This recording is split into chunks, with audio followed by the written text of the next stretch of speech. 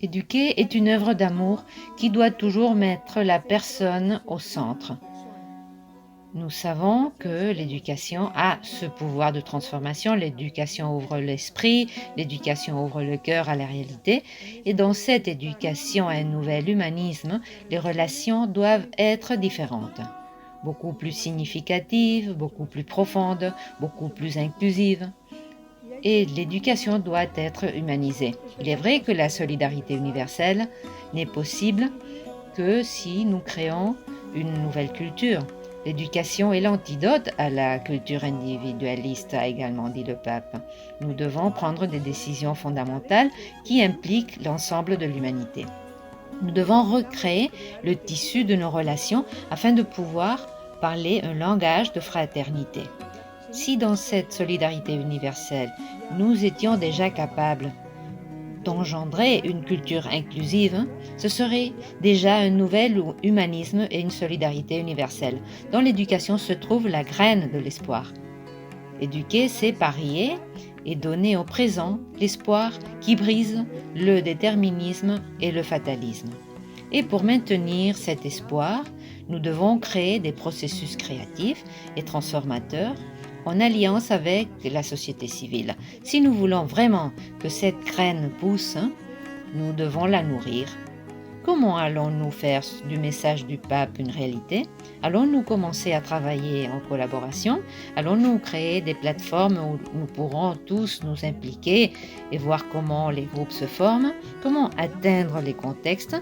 Je pense aux lieux où j'ai des écoles, où il y a des paroisses et des réalités, et à comment faire en sorte que les actions de ce pacte éducatif se développent.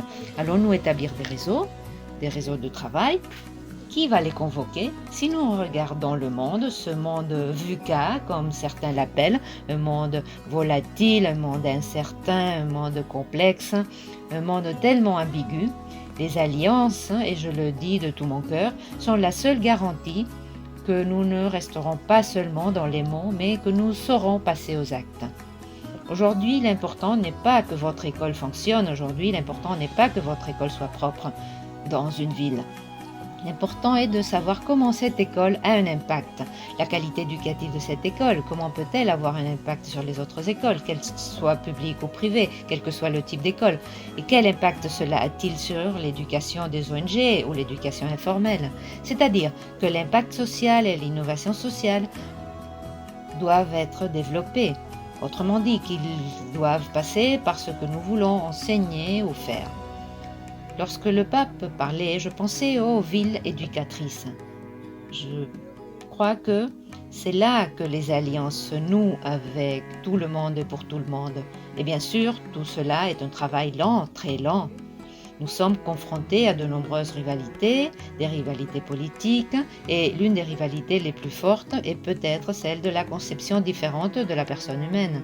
Et bien sûr, nous devons aussi tenir compte de cela. Cela rend le dialogue difficile, mais nous devons y parvenir pour le bien commun.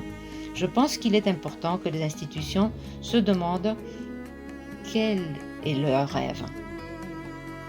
Et ensuite, que pouvons-nous faire? Quelles sont nos compétences? Quelles sont nos capacités à pouvoir développer? Donc, pour le que puis-je faire, il faut être très créatif, il faut être capable de ne pas abandonner au premier essai. Il y a ceux qui disent que pour forger des alliances, il faut des stratégies. Je ne dirais pas non, peut-être que oui.